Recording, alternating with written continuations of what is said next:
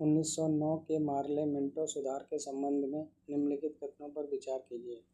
इसने imperial legislative council और प्रांतीय परिषदों दोनों में निर्वाचित सदस्यों की संख्या में वृद्धि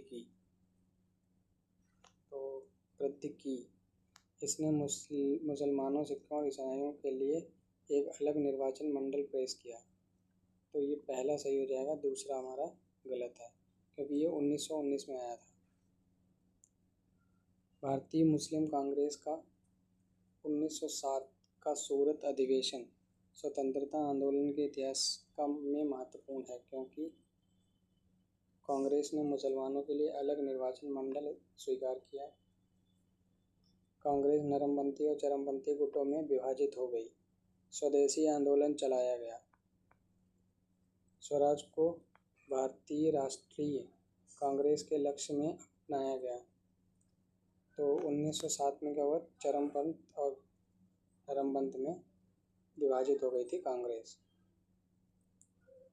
स्वदेशी और बहिष्कार को बंगाल में संघर्ष के तरीकों के रूप में अपनाया गया था। उसी समय वंदे मातरम आंदोलन किस स्थान पर हुआ? तो वंदे मातरम आंदोलन हुआ था आंध्र प्रदेश में।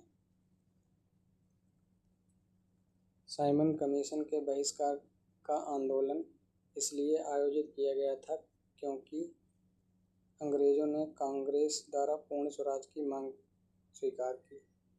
रॉलेट एक्ट के विरोध में साइमन कमीशन में कोई भारतीय नहीं थे। ये बात सही है, साइमन कमीशन 1928 कोई भारतीय नहीं था।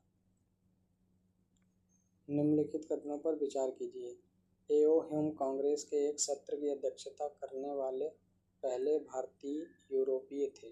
यूरोपीय थे। गलत बात है भाई, जॉर्ज यूले थे, तो यही गलत हो गया हमारा। एनी बेसेंट भारतीय राष्ट्रीय कांग्रेस की पहली यूरोपीय महिला अध्यक्ष थीं, तो ये सही है। तो कुल मिला के बात हुई, पहला गलत दूसरा सही, यानी केवल 2। फॉरवर्ड ब्लॉक के बारे में निम्नलिखित कथनों पर विचार करें।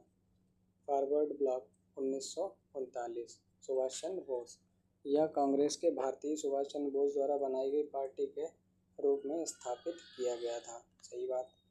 इसके गठन से सुभाष चंद्र बोस कांग्रेस से बाहर हो गए। गलत बात। तो पहला सही है।